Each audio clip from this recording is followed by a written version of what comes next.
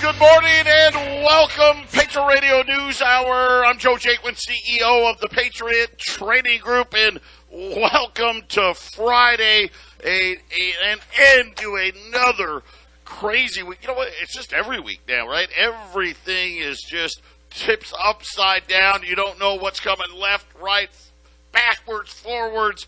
The UK, the equivalent to the UK Treasury Secretary, the guy's been on the job, hasn't even been on the job for a month, just got fired this morning as the British UK bond market, currency markets in total turmoil. Jason, I'm going to tell you right now, we had bank earnings out today. We had so many things. We had a huge rally in Wall Street yesterday. They're down today. I mean, who knows what's going to happen from day to day, minute to minute? We don't know. Why do I get the feeling somebody else, somebody does know, Joe? Somebody knows. It just things look too controlled for somebody not to be pulling the levers of power and deciding what's going on, Joe. I was just talking to you yesterday, and knowing that things just don't make sense, Joe. And when things don't make sense, it's because somebody's making it not make sense. So usually what that means is a big change coming, Joe. That's a big thing. Yeah, I think that's what it feels like, right? The big change is on the horizon. I think everybody knows Janet Yellen out again talking now. And you know what's so funny is when she was the head of the Fed, she denied a digital currency, and then all of a sudden, lo and behold, fast forward a few years later, and after, of course, we know that under her regime, they were well into studying, moving to this digital currency.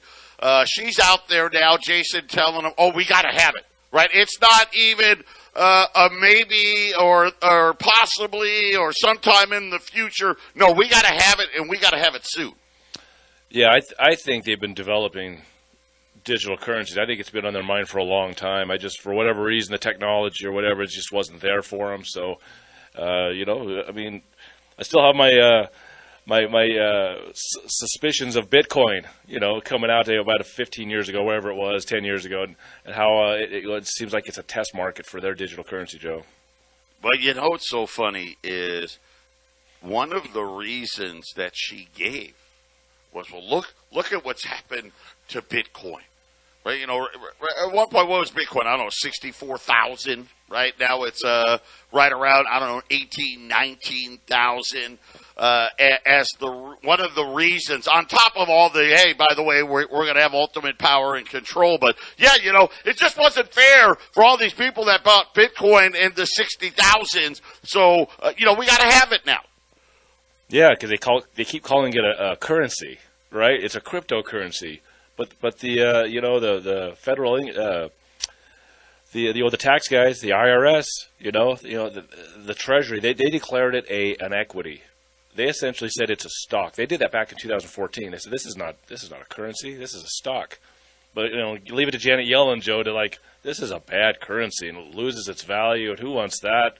We need a better one, right, Joe? Yes, we trust us. We'll do it better than those guys. And that was always the thing. Once the SEC and the government got involved in Bitcoin and that and started regulating, you kind of knew that was kind of the beginning of the end of it. Because let's face it, I think on the premise, Bitcoin and all the other digital coins, I think it's a great idea. I mean, really, truthfully, if we were true capitalists, heck, we could let anything compete, right? Let gold compete. Let Bitcoin compete. Heck, if you want to have whale teeth, let that compete. Let the people decide what it is they want.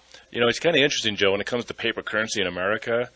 This might surprise some people, but there wasn't a national currency, a national paper money until 1862 during the Civil War. All the state banks handled their own, or even smaller banks handled their own currencies out of their own banks. And then they had to compete against each other as far as reliability and value. There was no national currency until Abraham Lincoln had to fight the Civil War, Joe. That's people. It's the little things that make you think, right? Right, those little things of how did we get here? And again, most of it very well designed by a small group of very, very wealthy bankers. And then, of course, obviously, hey, let's make sure we don't educate people so they don't know the history, right? They don't know what's going on. You know what's amazing is how many people still think our currency's backed by gold, as an example. Exactly, Joe. And if you look at the 1800s, when they finally, like later in the century, finally got a national currency as a form of exchange for the war. But look what was going on in the 1800s. Where was those huge debts, right? Where was the inflation? Wait a minute. All these local banks and state banks handled the currency, and there was no inflation, Joe. No inflation, with everybody else controlling their own currencies in this country. Yeah, 800-951-0592. All American Gold is the website. We had a bunch of banks, J.P. Morgan, Wells Fargo, Morgan Stanley, all of them out with earnings. The big thing was investment earnings way down, year-over-year numbers way down. J.P. Morgan, Wells Fargo, they beat on the quote-unquote estimates, but there was, and again, we see this a lot, right? There a lot of playing around with the money. The big thing that we got from the banks is they're making some money by leaving that money at the Federal Reserve, that interest income doing a little better. The offset, though, write-offs picking up. We'll talk more about it. Patriot Radio News Hour. Don't touch that dial. 800-951-0592. Joe and Jason, Patriot Radio News Hour. Just really, a common theme on all of the bank earnings that were out today. The revenue, right, trading revenues way down, year-over-year numbers down, anywhere from 17 to 25%. Most of them were close enough. There was a couple of beats, a couple of misses, but nothing dramatic, right? There was no big beats, there was no big misses. But I guess overall, year over year, profits are way down at the banks. But all of them, two things rang out. One was, hey, we're making a lot of money on those reverse repos at the end of the night.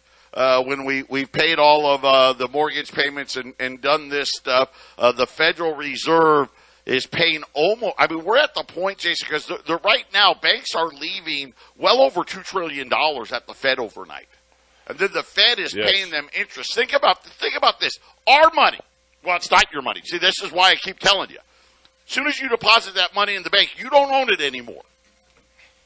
The banks, obviously, we look at home loans way down, right? So banks, hey, we're not loaning that kind of money out. Auto loans way down, right? They're not loaning that kind of money out.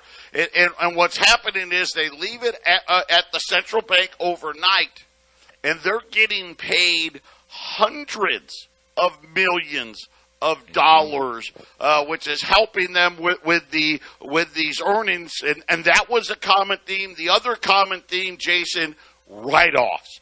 Write-offs, which have been going down precipitously, especially when the government was giving away money to everybody. Write-offs. This is the first significant increase in write-offs in a couple of years. That's exactly all that is exactly right, and I'll keep adding in the reverse repo is also a store of cash, and I'm going to keep hitting that and watching it because I have a feeling that's going to tell us when things are going to move a lot faster because essentially the interest rate there is always a little bit higher than the Fed funds rate, so that it keeps banks and whoever has their money there that keeps them interested to leave their money there. Like Joe said, you can make a lot of money just leaving it there, but the Fed could actually in that market right there, that reverse repo, they could just drop it down to 1% or 0.5%, and that tells everybody they have their cash. I was like, well, why would I have my money here? The Fed funds rate's way higher. I can go put it in all these other things. So that is how the Fed can play a lot of tricks, Joe. This is how they can really mess with hey, this is how we can shove a lot of cash back into the market. Maybe prevent a huge crash in the future by they actually have the power just to drop the interest rate at that fund, at that reverse repo. And it's funny because I was looking at this, Joe. At the beginning of each quarter, a bunch of money comes out of there, and then it comes back in. This is the trend recently. So what the idea is some of the guys that have cash, let's just say a big bank or something, they want to invest in some stocks or something at the beginning of each quarter. $200 billion came out of there. When you remember those 2 days, Monday and Tuesday, when the stock markets went racing upwards, Joe? That was the same time when the repo market had $200 billion come out suddenly at the beginning of the quarter. And then, of course, the markets lost all that after that the rest of the week. So this is a part of that, of keeping money there. Like Joe said, make tons of money because the interest rates, you just leave it there. It's just, right, Joe? It's just sitting there, and you can just suck up value. And again, right, this is money that should be going back into our accounts, right? We're the ones that put the money in there. We're the ones that are leaving it. Think about these people that got a couple $100,000 in the bank. They could be getting a 0.5% every day, right? But no, they're not the bank. They're giving it to the banks instead. And Joe, I haven't looked at any interest rates on savings accounts, but I don't think people are getting 4% interest on their savings accounts right now. No, and this is even worse because it's like a daily little amount that they, like I said, like a 0.5% that these banks are getting. It's literally hundreds of millions of dollars a day, and it's a very covert way to try to get the banks to appear like they're stronger than what they are. Of course, remember, even with all of that, J.P. Morgan still are not allowed to buy back their own stock because of the stress test stuff. Jamie Dimon still pretty salty and angry about that. But really, I think the big thing is we'll watch. I mean, that is what it is. That's been going on now. That's been a trick that they have been pulling off since the financial crisis, right? They've been doing this pretty steadily for the last 15 or 16 years. The difference being, though, now with interest rates rising, the amount of money that the Fed's paying to the bank, Jason, has been going up. By a lot. I mean, just on the first two rate hikes, Joe, it just the multiples of more money coming in just piled up. And now as they keep on raising those rates, it's there's money to be had, Joe. The biggest players know how to play it, and they always benefit. And meanwhile, we talk on a daily basis, Joe. You bring in the food prices and the fuel prices and the rent and the mortgage rates, and it just gets worse every day since the inflation started last year. Well, let me tell you. So we had retail sales today. That disappointed. It was essentially, really, for all practical purposes, there was no increase in retail sales. And obviously, when they're admitting that core inflation's at 6.5%, to get a zero, it really is a sign of concern. And then the other big thing was we got zero. And the fact that the only way we got to zero was the amount of people that are being forced to put everyday expenditures on their credit cards it hit a new all-time record high. So this is something where Jason and I have been talking the last few days. Well, listen, the jobs aren't that bad, right? Look at the unemployment rate's still low, right? And all these things.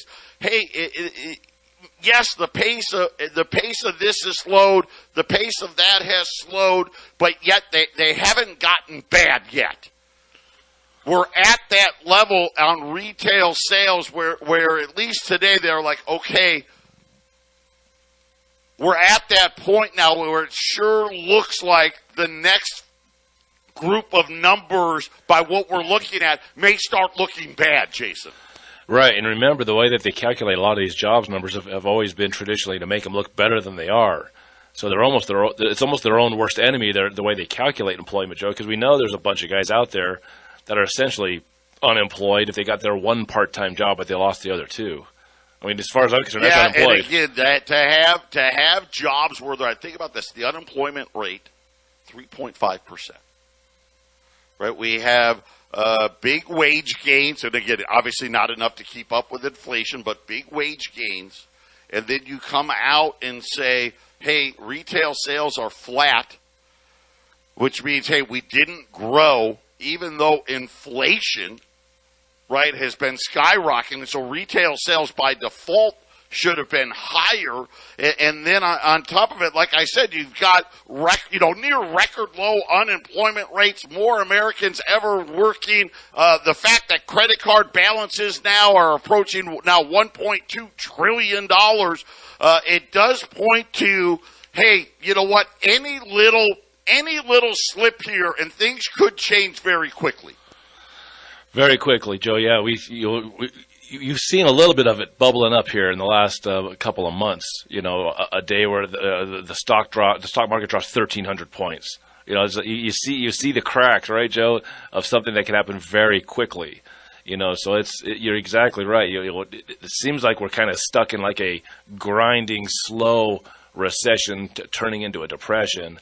But at some point, some of the big players are going to say, you know what, I am done with this grinding bad market. I'm going to pull my money and wait for a better day. And then it goes fast, Joe. Just like Joe said, it's going to be very fast. You're going to wish you bought into gold and silver well before that day, Joe. Yeah, and again, inside of all of the retail sales numbers, this is essentially the worst retail sales number since April. And again, the biggest point where people were concerned, store retailers said sales tumbled 2.5% month over month. So in 1 month, a 2.5% decline. A bunch. That's the worst number since May of 2021. And then people started warning about these inventories again and saying that the retailers have way too much inventory heading into the holiday season. So we'll wait and see. Again, we've had a lot of this, haven't we? Numbers getting weaker, but not bad enough. Right, Jason? I guess that's the best way to put it. It's weaker, but not bad enough. Yeah. Yes, exactly, Joe. And I'll say this: Joe's got a silver special, which he hasn't. Usually I just wait for Joe to time it right. But I just have to say, I just think the silver special is going to be really cool. I just can't wait to get you guys calling in, because this is what you do when Joe talks about all this stuff. You know, and some people understand it. Some of our listeners are trying to figure it out.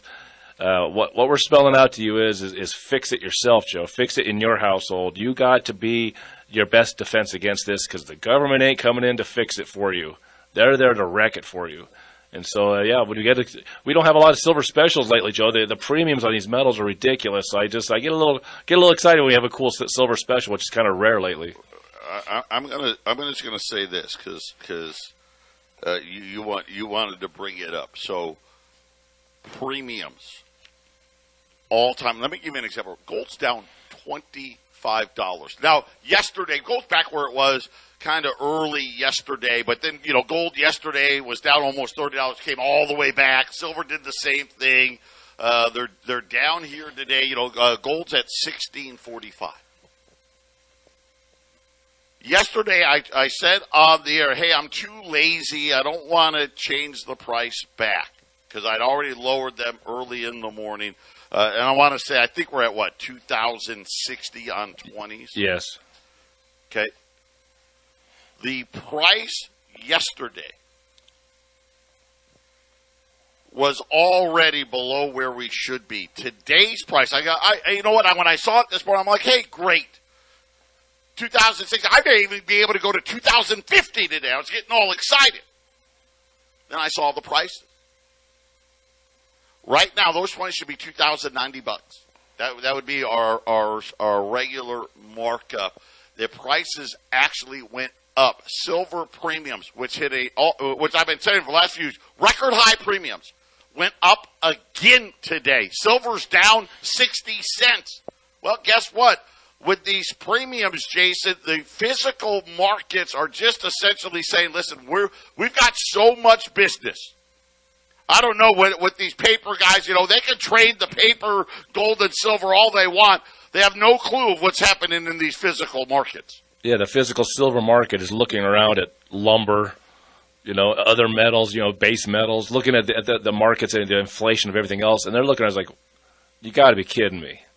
We're not at record highs, and everything else practically is, and we're half of our record high, we're less than a record high spot price on silver. And the silver guys, the physical silver market, the miners, they're just saying, you know what, forget you. Your paper spot price doesn't make sense. And the unfortunate thing is everyone's been trained to look at that silver spot price, Joe, and they think, well, that's the price should just be a little bit above that. Well, things are changing, Joe. Things are changing, right? So, people, we ran some silver rounds a week and a half ago. Those are hitting Monday or Tuesday. I don't know what happened, but obviously, I think there are some issues with some other dealers. I got a phone call this morning. I've got a silver special that is so incredible. I can barely contain myself. Jason couldn't even contain himself. We're going to talk about it when we get back. 800-951-0592. Just before we get to the rounds here, the Japanese yen, 148.50, a big move here. The British pound, everyone was excited that they fired the equivalent of, it was like in the UK, they got a new government, the Treasury Secretary equivalent, so Janet Yellen's equivalent in the UK. I think it was his 36th day on the job. He gets relieved, gets replaced this morning. They viewed that positively, and this guy, Jeremy Hunt, is the replacement, and maybe they don't like him because all of a sudden, and remember, the UK Central Bank is saying they're not going to support the bond market starting Monday, but we've had rates shoot up in the UK. We've had the Japanese yen now coming apart. Remember, they intervened a few weeks ago trying to keep it below 145. And I said it earlier, I wouldn't even be, Jason, we could see 200 on the yen. And that's really hard to imagine, but that's how bad it is right now. Even the Japanese yen's 10-year note, it's at 0.254, and that's minuscule, but that is such a huge move in Japan. You got to remember the Japanese Central Bank owns over half of all of the debt there. Italian bond yields, UK bond yields, all starting to spike up, Jason. So once again, we're starting to see these markets disintegrate again. And Japan's a good one to watch because their debt to GDP is the worst in the world, far worse than ours. So Joe, when they move interest rates, that's hard to imagine, right? You think about our debt to GDP. We've got a GDP of about 22 trillion, and a debt, we say 31, but you got to add the central bank because they own almost 9. So we got 40 trillion. So it's not quite 200%. Of course, they don't count the 9 the Fed has. But in Japan, Jason, it's well over 200%. Yeah, and that's devastating when you have to raise interest rates, which is why Japan is in this bad situation. And then you talk about that new Treasury Secretary in England. I mean, I don't know if people understand this, but the Treasury Secretaries they don't have any power. It's an empty job. I guess with Janet Yellen, you have your voice in the ear of the president, so that you can try to get the government to row the boat with the central bank better and maybe faster. Right. Well, this was the guy that came up with the tax cuts and all that started the carnage to begin with, and it didn't really matter. Listen, this is the situation. All the quote unquote the G7, the developed economies, we all have the same problem, which is way too much debt. And now all of a sudden we've got roaring inflation. Rates have to go up, which means servicing that debt becomes the huge problem. And really, the unfortunate part for everybody else, Jason, is they're not the reserve currency. Yeah, that's a big problem. But I just want to make it clear, these Treasury secretaries in these central bank countries really don't have any decision-making power. You know, if a decision comes down, I'm telling you, Joe, they don't make these decisions. But it's really good for the UK to have a couple of fall guys to blame the problems on. They're not going to say, hey, don't blame the Bank of England, Joe. Blame the Treasury Secretary, who probably doesn't even receive money for his job, right? And this is exactly what we're saying. It doesn't matter. And that's why I think the realities are, why all of a sudden are the bond yields spiking again, like our 10-year note back above 4%, and again, higher mortgage payments, higher auto payments, higher credit card payments, all of those things are going to be in effect here. And the realities are, to your point, Jason, you can point all the fall guys you want. It doesn't change what the fundamental really is. That's right, Joe. Exactly. So it is kind of fun to watch, though, isn't it? As they try to blame the government, you know, which I guess the government is culpable. They're the ones that have been doing the bidding of the bankers and the corporations that are joined with them. But it's fun. It's fun. Hey, blame that guy. You know, even if they blame, it's that guy's fault. Yeah, we just fire that guy, and the problem got fixed. Apparently, let me ask this question: Are these Treasury secretaries in England, were they a part of their central bank before they got hired on there? I get the feeling maybe not. You know what? I don't know. I didn't dig into. I don't see Janet Yellen being fired. I don't see Janet Yellen being fired. How about that? Oh, let me tell you right now, if Janet Yellen got fired, I would think Wall Street would perceive that as a bad thing. Janet Yellen, and I've said this all along, Janet Yellen, the most dangerous woman in the world. She believes in Keynesian economics like no other. Her solution to every problem is print. Remember, this is a woman who 2 years ago told us to go big because interest rates we could borrow it for next to nothing. Well, guess what? Now we can't borrow it for next to nothing. That's right. So what is she doing there? Why was she chosen? Well, you know, Biden needs to have a Federal Reserve banker running the Treasury so that, hey, when he needs that expert information, I mean, look how friendly he is to the central bank. I mean, Trump was not really a friend to the central bank. I don't think he was an enemy, but it didn't work as good. You know, he didn't even like his own guy, Jerome Powell, that he put in there. And Janet Yellen's been brought into the Treasury under Biden, and boy, Biden just seems to like everything the Fed does, even though it just gets worse and worse and worse. Worse and worse. And they're saying that the press conference given by Truss, the new UK Prime Minister, was shaky. Whatever that means, I don't know. Obviously, the problem is that Jason pointed it out. Doesn't matter. Firing that guy, it wasn't that guy. Whoever you replace him is, unfortunately, the guy you replace him with, unless he's got, a spare $4, $5, $6 trillion in his pocket, doesn't matter who you put in there. Heck, you can put Mickey Mouse in there. It'd be the same effect, Jason. Right. I mean, it is an interesting job to take because, I guess these guys, maybe they don't really understand the position they're taking as the Treasury Secretary of one of these countries. I mean, do they really believe they're going to go in there and have any decision-making powers? I don't know if these guys – I would assume, Joe, that they know that they have to do what others are telling them to do. You take a position. Don't you feel like you're the decision-maker? I was just going to say, I would assume that job sucks. Yeah, that's what I would assume, right? That's what I'm saying. Nobody in the I bet. Why do I get the feeling most of the people out there were like, "Please don't pick me. Please don't pick me. Please don't pick me." Right? Sitting there, I could just see it. They got the big meeting, right? And this guy, the UK finance minister, he was at like an IMF meeting. He wasn't even in the country. Oh my gosh! So they made him fly back.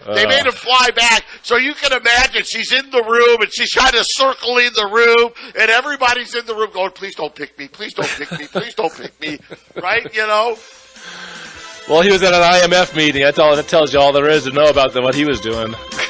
Yeah, well, guess what? When we get back, all you silver guys, anybody that is smart enough to know you may need some barterable material, this next special is truly that. The Lead Pipe Stone Cold Lock of the Month coming up next. 800-951-0592. I got a call this morning, and silver, it is so hard to get now. It really, truly is incredible. Gold Eagles, 10th ounce gold Eagles. Nobody's got them.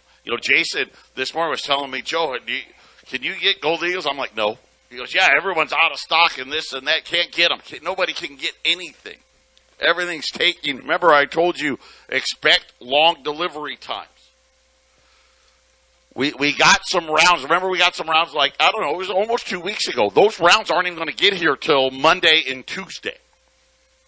I got a call this morning, and I don't know what happened. I told Jason I got a funny feeling that somebody had a big fail, because I've got an opportunity. I'm just going to lay it out for you.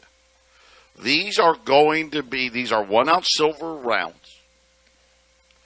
These are the design on it is the Mercury dime design, which is really, really cool. You know what? I've been here 20 years, and these are out there. I've actually never seen one. And I've seen a lot of rounds. I've never seen the Merc dime rounds live in person. Jason, I don't know if you've ever seen one. Yeah, I've seen I've seen a lot of the patterns that are American coin patterns on a round. So I've seen, I think, pretty much all of them, but it's you don't come across them regularly. Yeah, we see a lot of they do peace dollars, Morgan dollars, right? Replicas of silver eagles, right? But this one is the Mercury dime design. So this is a really cool looking round, but it's all about price. Rolls 1 through 14 are going to be $505. 15 to 24 rolls, $500. If you buy 25 rolls or more, $495. And let me just give you an idea of what we're talking about. A silver eagle costs $37.75. And I'm literally one of probably half the dealers in the country have no silver eagles. $37.75. If you bought one roll of rounds, you're talking about saving $12.50 an ounce at $24.75. If you're buying a case of these, Jason, it's just amazing the savings. You're talking about $13 an ounce less for the same amount of silver. It's incredible. Yeah, if the design simply was just a blank that says .999 silver, pure silver, if that's all that was on the design, who cares what's on it, right, Joe? This is silver. This is what you put back to protect yourself from the zaniness of the things that we talk about every day. And let me add one other thing. There's a term I use as a process server, because when you're a process server, I was the guy that, if you don't know what that is, it's the guy that goes door to door.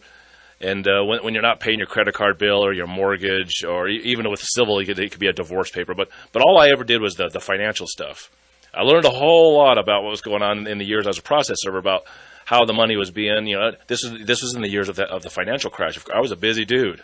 A lot of people couldn't pay a lot of bills, and you got to be careful. You got to be, you have to be smart. You can't go to the door. These guys you're giving them bad news, and if they come in there cussing at you and threatening you, and sometimes they come to the door with a gun on their hip, wanting to threaten you, and so you got to be cool. Once in a while, these guys, they're so unhappy, they press as many buttons as they can to get you. They just want to make sure that you're mad also. You're just doing a job, and so once in a while they kind of get you. But I learned to keep the speech kind of in a place that satisfied. If I got the real bad, that looks like the guy's just a real jerk, and he's, for whatever reason he can't pay his bills. I found out the one word that really, I'm just gonna put it right out there. The one word that really got people agitated, but it was kind of a legal ground. It was unintelligent. I say, sir, I understand this is not good. Just don't be unintelligent. And that usually made it way worse. But yeah, I can't cuss at them. But if they were pushing my buttons, I would just say, just don't be unintelligent. So when it comes to buying silver, I'm going to use the word, and I'm not trying to say anybody is dumb. That's not what it is. But if you've got money, and I understand, if you don't have the bread, you can't buy silver today. I get it. You can't buy it. But if you've got the money and you don't buy this silver, it's really unintelligent, Joe. It's unintelligent not to buy this. I'll say this right now. We sold them a few weeks, I want to say like $28, which was so cheap. I've never since COVID. So this is going on 2+ years now. This is the lowest I've seen. So I mean, you're essentially buying it for between $24.75 and $25.25. Everybody knows, based on where Silver Eagle prices are, the physical market's basically saying silver's in the 30s. Yes. And you're here being able to buy these rounds at 25. It's a no-brainer. Yeah, you are unintelligent if you don't buy this. I don't even. Now I want to point this out. I got to point this out. These will land at the wholesaler this time next week. So it will land there next Friday, which means it won't even ship out until, let's call it, say, the 24th. They'll ship out. We'll get them the 25th, 26th, and then you can come pick these up. But these are the Merc Dime silver rounds, which Jason will tell you, there's, like the Buffalo rounds, they're everywhere. There's a lot of rounds that they make a lot of. This isn't one of those. So this is a smaller batch, which just makes it even that much more cooler to have.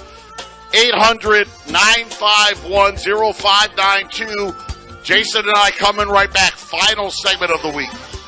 800-951-0592. The Stone Cold Lead Pipe lock of the week, lock of the month. Heck, this is going to have to battle lock of the year with these silver rounds. I've got them up on the website. I just put them up.